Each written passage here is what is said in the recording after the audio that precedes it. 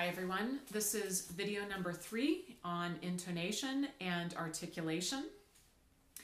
So one of the first things that we need to check of all of our students' instruments is to make sure that it is playing in tune, and kind of a care and maintenance activity that we will do together, but it is to check the cork placement at the top part of the head joint, near what we call the crown of the head joint.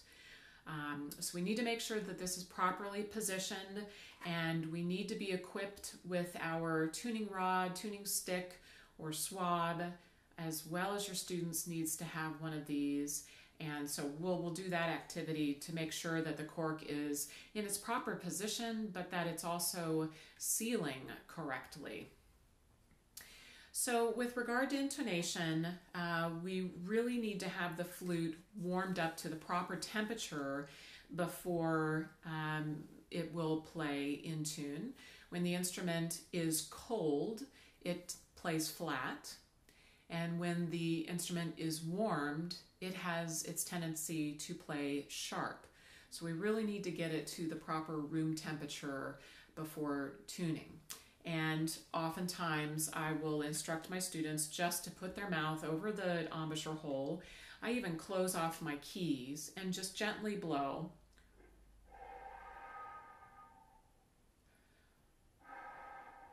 Some nice cold air. With regard to the piccolo, it's such a short instrument, and concert band instruments tend to be maybe of the wood or of the composite plastic. And oftentimes we as piccolo players will sit for periods of time without playing the instrument. So I actually have tuck my piccolo underneath my armpit here and just put only the head joint part of the piccolo so that you're not on the mechanism under my armpit, and keep it warm that way.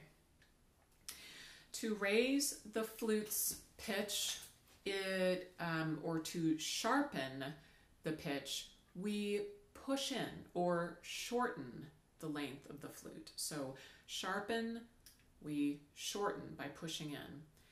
To lower or flatten the pitch, we lengthen or pull the instrument to make it lower in pitch. So lower pitch, lengthen the instrument, shorten to sharpen the flute's pitch. And generally, most of the tuning should come from tuning and moving the head joint from the barrel to tune. Okay? The head joint in general should be about 1/8 to 1/4 of an inch pulled out. That's generally where the flute tends to play in tune.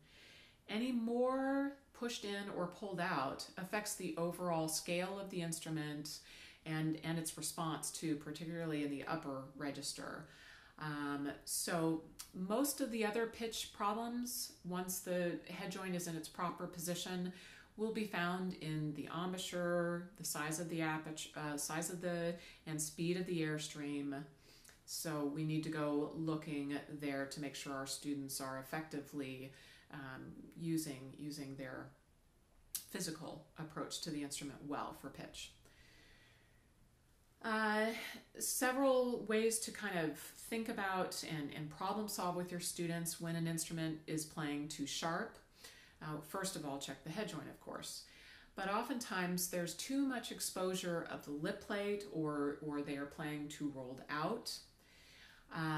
Pushing of the lip and the chin forward too much, and in a sense slightly angling that airstream a bit too much and too sharp. And too tight of lips. When we have really tight, firm lips, we have a tendency to, again, push the angle of the airstream a little too high. Too much breath pressure sometimes is also the case. So if it's really loud and really hissy, it tends to blow sharp. If it's soft and kind of unfocused, it tends to be flat. And vibrato speed. Watch to make sure that the vibrato speed is not affecting the pitch. Generally, when we vibrate faster, we tend to send the pitch higher. And a lot of the opposites for too flat, right?